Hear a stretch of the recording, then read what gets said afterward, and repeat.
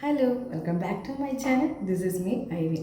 ഞാൻ വൈകുന്നേരത്തെ evening snacks വല്ലതും ഉണ്ടോ എന്നുള്ളത് തപ്പി നോക്കുമ്പോൾ ഒന്നുമില്ല. അപ്പോൾ എന്നാൽ ഞാൻ വിചാരിച്ചു വല്ല സ്നാക്സ് എന്തെങ്കിലും ഉണ്ടാക്കാമെന്ന്.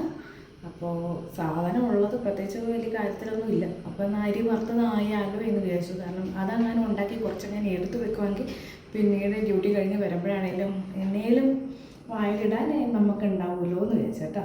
അപ്പോൾ നമുക്കിന്നൊരു അരി വറുത്തത് കാണാം കേട്ടോ. അതിനായിട്ട് ഞാൻ എടുക്കുന്നത് ഇതേ ഒരു നാഴിയിൽ അരിയാണ് കേട്ടോ. ഞാൻ മട്ടരി ഇല്ല, അതുകൊണ്ട് വെള്ള അരി വെച്ചിട്ടാണ് അഡ്ജസ്റ്റ് ചെയ്യുന്നത്. സോ ഇത് വൈറ്റ് അരിയാണ് കേട്ടോ. നമുക്കിത് ഇതുപോലത്തെ രണ്ട് നാഴി വേണം. രണ്ടാമത്തെ നാഴിയൂടി എടുത്തിട്ടുണ്ട്. സോ ഇനി ഇതാണ് നാഴി എന്ന് പറയണത്. 2 നാഴി വെള്ള അരിയാണ് എടുത്തേക്കുന്നത്.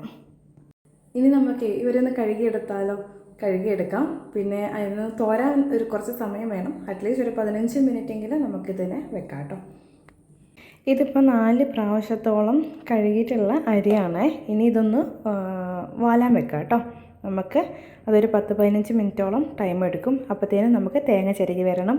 പിന്നെ ഇതിനുള്ള പഞ്ചസാര നമ്മളൊന്ന് റെഡിയാക്കണം. ഓക്കെ, നമുക്ക് അടുത്ത സ്റ്റെപ്പിലേക്ക് പോവാം.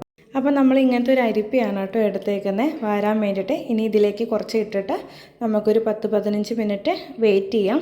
അപ്പോൾ വാരാൻ വെച്ചിട്ടുണ്ട് കേട്ടോ. ഇനി നമുക്കിതൊന്ന് പരത്തിയിട്ട് കൊടുക്കാം. പെട്ടെന്ന് അതങ്ങാനും വെള്ളം ഉള്ളതൊക്കെ ഒന്ന് നീങ്ങിക്കോട്ടെ എന്ന് വിചാരിച്ചിട്ടാണ് ഇങ്ങനെ അകത്തി കൊടുക്കുന്നത്.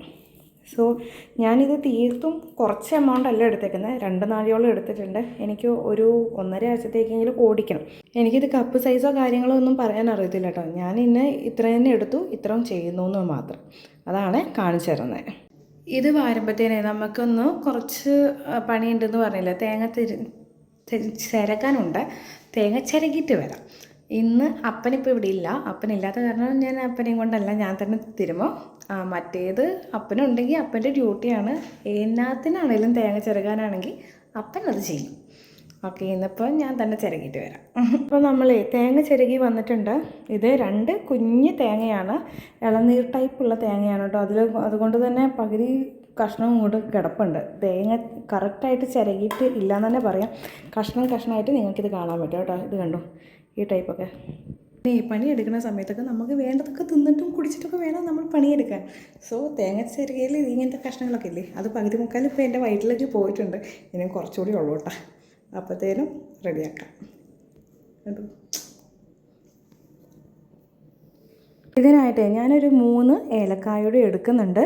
പിന്നെ അതിൻ്റെ ടേസ്റ്റ് ഓഫ് ഫ്ലേവേഴ്സ് ഇഷ്ടപ്പെട്ടില്ലാത്തവരുണ്ടെങ്കിൽ അത് വേണമെങ്കിൽ അറ്റ്ലീസ്റ്റ് ഒരെണ്ണമെങ്കിലും ഇടുന്നത് നല്ല ടേസ്റ്റ് ഉണ്ടാവുമെന്നാണ് എനിക്ക് തോന്നുന്നത്. കാരണം ഇതിൻ്റെ ഒരു ടേസ്റ്റ് വരുമ്പോൾ എനിക്കിഷ്ടമാണ് ഇതിൻ്റെ ടേസ്റ്റ്. സോ അതുകൊണ്ട് ഞാനിതിനെ ഒരു 3 ഏലക്കായ എടുത്തിട്ടുണ്ട് കേട്ടോ. അതിനായിട്ട് നമ്മൾ 3 ഏലക്ക ഇടിച്ചെടുത്തിട്ടുണ്ട്. ഇനി നമുക്ക് അരി വറുക്കാൻ തുടങ്ങാം കേട്ടോ. 10-15 മിനിറ്റോളമായി. അപ്പോൾ അതിൻ്റെ ഇടയിൽ നമ്മൾ തേങ്ങ ചിരകി ഇത് ഏലക്ക ഇടിച്ചു. അപ്പോഴത്തേനും സമയമായിട്ടുണ്ട്. ഇനി നമുക്ക് മെല്ലെ വറുക്കാൻ സ്റ്റാർട്ട് ചെയ്യാം. അടുപ്പ് കത്തിച്ചാൽ ഇനി ഇതേ സ്ഥിരം യൂസ് ചെയ്യുന്ന ഒരു ചീനച്ചട്ടി ഉണ്ട്. അതാണ് നമ്മൾ യൂസ് ചെയ്യാൻ പോകുന്നത് കേട്ടോ. ഇത് കുറേ വർഷങ്ങളുടെ പഴക്കമുണ്ട്. ഇതിൻ്റെ രീതിയൊന്നും നിങ്ങൾ നോക്കണ്ട കേട്ടോ. ഇതിലാണ് നമ്മൾ ഇങ്ങനെയൊക്കെ ചെയ്ത് കൂട്ടുന്നത്, അരി വറുക്കുന്നത്. ചീനച്ചട്ടി ഒന്ന് ചെറുതായിട്ട് ചൂടായിട്ടുണ്ട്. ഇനി നമുക്ക് ഇതിലേക്ക് അരിയിടാം. ഇതിലേക്ക് നമ്മൾ അരി ഇട്ടിട്ടുണ്ട് കേട്ടോ. ഇതിൽ വെള്ളമുള്ള കാരണം ഇതിലിങ്ങനെ പല സൗണ്ടുകളും വരുന്നുണ്ട്. ഇനി നമുക്ക് ചെറിയൊരു ചട്ടക എടുത്തിട്ട് നമുക്ക് വറുക്കാൻ തുടങ്ങിയാലോ. ഇനി കുറച്ചൊന്ന് വറുക്കാം. ചീനച്ചട്ടി നല്ല ചൂടായിട്ട് ഇരിക്കുകയാണ്. വെള്ളം തന്നെ പെട്ടെന്ന് തന്നെയാണ് വറ്റി എന്ന് തന്നെ പറയാം. ഇനി നമുക്കിത് നന്നായി ഒന്ന് പൊട്ടി വരുന്ന വരെ നമുക്ക് നന്നായി വറുത്തെടുക്കാം. നല്ല ബ്രൗണിഷ് ഗോൾഡൻ ബ്രൗൺ അല്ല, ഒരു ഇത്തിരി ഡാർക്ക് ബ്രൗൺ ആയിട്ട് മാറണം. ഇനി അതായിട്ട് കാണിച്ചു തരാം കേട്ടോ. ഇപ്പോൾ ഇത് മെല്ലെ പൊട്ടി വരുന്നുണ്ട്. ഇതിപ്പോൾ ഞാൻ ഒരു കൈക്കില കൂട്ടെന്ന് പറയും ഇവിടെ. അതെന്ന് പറഞ്ഞാൽ ഇങ്ങനെ ചൂടുള്ള പാത്രങ്ങളൊക്കെ പിടിക്കാനുള്ള ഒരു ക്ലോത്തിനെയാണ് ഇവിടെ കൈക്കില കൂട്ടെന്നാണ് കേട്ടോ പറയുന്നത്. അത് പിടിക്കാനുള്ള സാധനങ്ങളൊക്കെ ഉണ്ട്. ബട്ട് എന്നാൽ കൂടിയും നമ്മൾ ഈ കോട്ടൻ്റെ എന്തെങ്കിലും തുണികളൊക്കെ വെച്ചിട്ട് തന്നെയാണ് കേട്ടോ ഇവിടെ അത് പിടിക്കുകയും എല്ലാം ചെയ്യുന്നത്. സോ ഇനി ഇത് നന്നായി ഒന്ന് വറുത്തെടുത്തതിന് ശേഷം കാണിച്ചു തരാം. അപ്പോൾ നമ്മുടെ അരി ഇങ്ങനെ വന്നുകൊണ്ടേ ഇരിക്കുന്നുണ്ട്. കുറച്ച് സമയമായി ഞാൻ ഇളക്കാൻ തുടങ്ങിയിട്ട്. അപ്പോൾ ഇതിൻ്റെ കളറൊക്കെ കുറച്ചൊക്കെ മാറി വരുന്നുണ്ട്.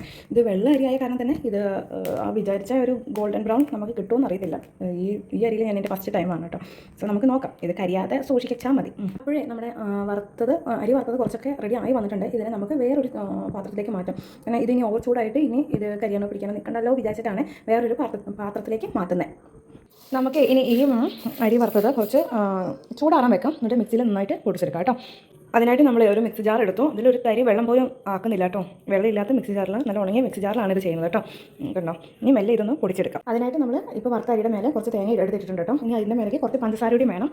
ഞാനിത് പഞ്ചസാര കൂടി ഒരുമിച്ചിട്ടാണ് ഫൈൻ പൗഡേഴ്സ് ആക്കിയിട്ട് എടുക്കുന്നത്. ചിലവർ തേങ്ങയും പഞ്ചസാരയും കുറച്ച് പിന്നെ എടുക്കുന്ന സമയത്ത് ഇടുന്നവരുണ്ട്. ഞാൻ പക്ഷേ ഇതിങ്ങനെയാണ് യൂസ് ചെയ്യുന്നത് കേട്ടോ.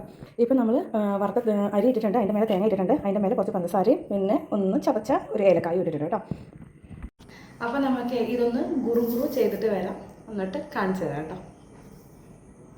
നമ്മൾ ഇങ്ങനെ പൊടിച്ചെടുത്തിട്ടുണ്ട്. ആ ഏലക്ക ഇട്ടുകൊണ്ട് തന്നെ നല്ല സ്മെല്ലായിട്ട് വരുന്നത്. ഇനി നമുക്കിത് യൂസ് ചെയ്യാം. അപ്പോൾ നമ്മുടെ അവലോസ് പൊടി ഇത് റെഡി ആയിട്ടുണ്ട്. ഞാൻ ഓൾറെഡി പറഞ്ഞില്ലായിരുന്നു ഈ ഇളനീർ തേങ്ങയായിരുന്നു. അപ്പോൾ അതിൻ്റെ ഈ കൊമ്പും കോലൊക്കെയാണ് കേട്ടോ ഇങ്ങനെ കാണുന്നത്. സോ ഇനി നമുക്ക് നല്ല ഉണങ്ങിയ ഒരു ബൗളിലേക്കോ അല്ലെങ്കിൽ ഒരു കുപ്പിയിലേക്കോ അങ്ങനെ മാറ്റി വെക്കാം. ഇത് 1.5 ആഴ്ചയോളം ഇരിക്കാറുണ്ട്. ഇനിയിപ്പോൾ ഈ ഇളനീർ തേങ്ങയാണ് ഞാൻ യൂസ് ചെയ്ത കാരണം ഇനിയിപ്പോൾ അറിയാൻ മേല ഇത് എന്നാ ആവും എന്നുള്ളത്. സോ നമുക്കിത് സേവ് ചെയ്ത് നമുക്ക് തന്നെ തിന്ന് നോക്കാം. അപ്പോഴേ നമ്മൾ അരി വറുത്തത് ഉണ്ടാക്കിയിട്ടുണ്ട്. എനിക്ക് ടേസ്റ്റ് ചെയ്യാൻ നോക്കാം.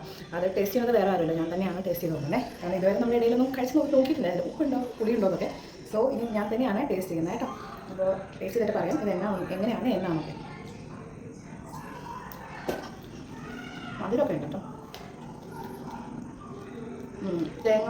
തേങ്ങ കുഴപ്പമില്ല, തേങ്ങ അവിടെ ഇവിടെ കടിക്കുന്നുണ്ട്. പിന്നെ അരി അങ്ങനെ നന്നായി പൊടിഞ്ഞില്ലായിരുന്നു, അതിൻ്റെ ഒരു അവിടെ ഇവിടെയൊക്കെ ഇങ്ങനെ ഒരു കടിക്കലില്ലേ, അത്രയേ ഉള്ളൂ കേട്ടോ. അപ്പോൾ നമ്മുടെ അവലോസ് പൊടിയുടെ ഒരു ഫൈനൽ ലുക്കാണ് കേട്ടോ ഇത് എല്ലാവരെയും കാണിക്കാൻ വേണ്ടി ഒരു ബൗളിലേക്ക് മാറ്റിയതാണ്. ഇതിനി ഈ ബൗളിലുള്ളത് എനിക്ക് കഴിക്കാനുള്ളത് കൂടിയാണ് കേട്ടോ. ഇന്ന് ഇത്രയേ ഉള്ളൂ. ഈ കുഞ്ഞു റെസിപ്പി ഇഷ്ടമായെന്ന് വിചാരിക്കുന്നു കേട്ടോ. അപ്പോൾ ശരി, ബൈ. ഇനി ബാക്കി കുറച്ച് പണികളോടെ ഉണ്ട്, പാത്രങ്ങൾ കഴുകണ്ടേ, അല്ലെങ്കിൽ സൂപ്പർ വരും. അപ്പോൾ അതുകൊണ്ട് ഇനി ബാക്കി പാത്രങ്ങളും കഴുകി എന്നിട്ട് ഇതൊരു ബൗളിലേക്ക് മാറ്റി വെച്ചിട്ട് വേണം അടുക്കള ക്ലീനാക്കി വിട്ടിട്ട് പോകാൻ. ഓക്കെ, ശരി, ബൈ.